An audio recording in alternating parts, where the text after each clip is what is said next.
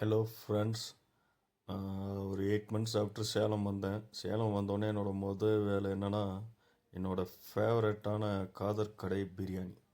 சென்னை பிரியாணி சாப்பிட்டு சாப்பிட்டு சலிச்சிடுச்சிங்க உண்மையிலேயே. சென்னையில் எப்படின்னா கோச்சிக்கிட்டால் கோச்சிக்குவாங்க. அது ஒரு பிளாண்டான பிரியாணி, பிளெண்டாக இருக்கும்.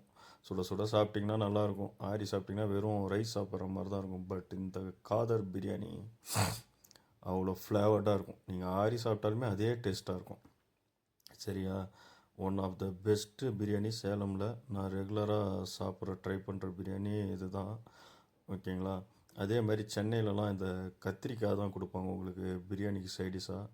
பட் இங்கே எங்கள் ஊர் சைட்லாம் சேலம்லலாம் அந்த நான் காட்டுறேன் வரும் கெட்டியான ஒரு கிரேவி கொடுப்பாங்க. சரியா? அந்த கிரேவிக்கும் சென்னையில் வைக்கிற தவளோண்டு ஒரு சிக்கன் பீஸ் வைப்போம். அந்த மாதிரியான பீஸ்லாம் இல்லை. இங்கே வச்சாங்கனாலே அவ்வளோ பெரிய பீஸ் வைப்பாங்க. அந்த கிரேவி பாருங்கள், சொன்னேன் இல்லையா? அந்த எப்படி கிரேவி பார்த்தீங்களா? பார்த்தீங்கனாலே உங்களுக்கு தெரியும். அதே மாதிரி பீஸ் பாருங்கள். நான் சாப்பிட்டுட்டேன்.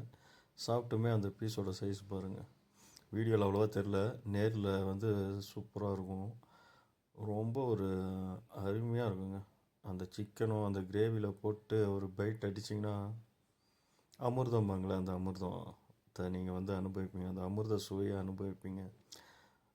வெளியூர் ஃப்ரெண்ட்ஸ் சேலம் வந்தால் கண்டிப்பாக மறக்காமல் ட்ரை பண்ணுங்கள் இந்த ஸ்பாட். ஓகேவா?